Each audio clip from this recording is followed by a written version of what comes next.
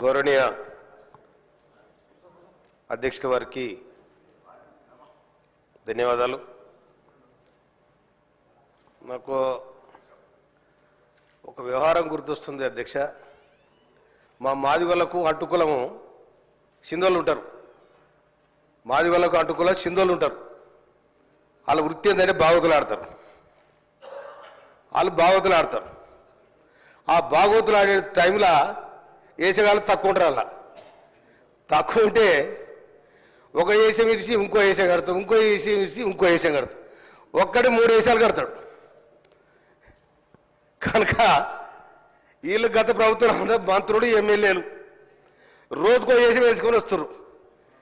మరి మీరు ఏం చేసిరో చెప్పాలి, ప్రజలకు ఏం చేసిరో చెప్పాలి. మంత్రులు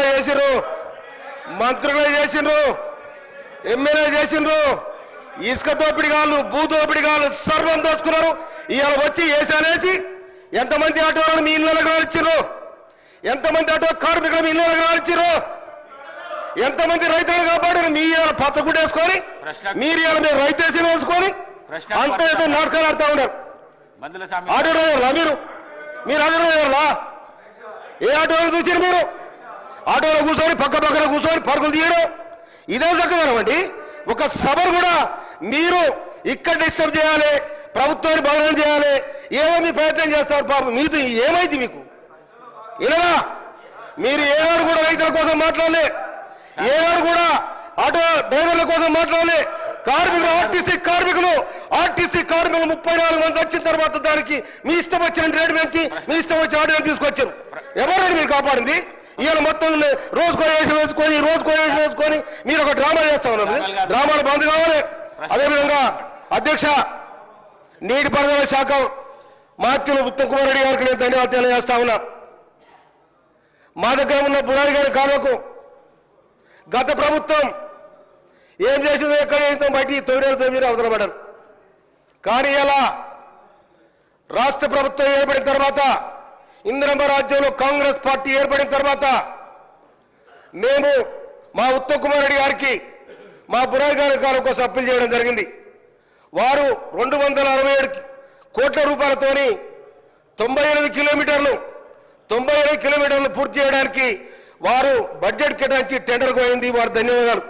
అదేవిధంగా కేతిరెడ్డి కాలువ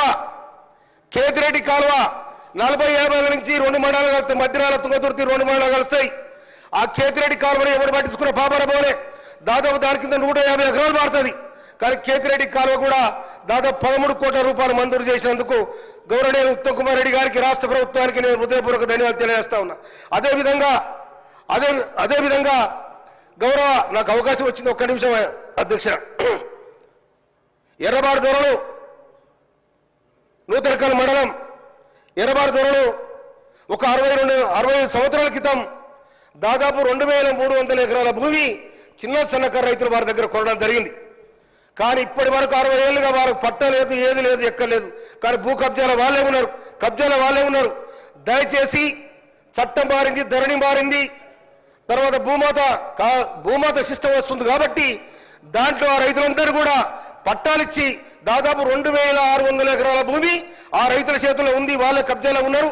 కనుక వాళ్ళు అవస్థ పడతా ఉన్నారు. అది నా కాన్షియన్స్ కి సంబంధించిన విషయం కాబట్టి గౌరవనీయులు రెవెన్యూ మినిస్టర్ గారు దాని మీద దృష్టి పెట్టి వాళ్ళకు పట్టాలు ఇవ్వాలని చెప్పి నేను మీ ద్వారా మినిస్టర్ గారు కోరుతా ఉన్నాను. Thank you sir.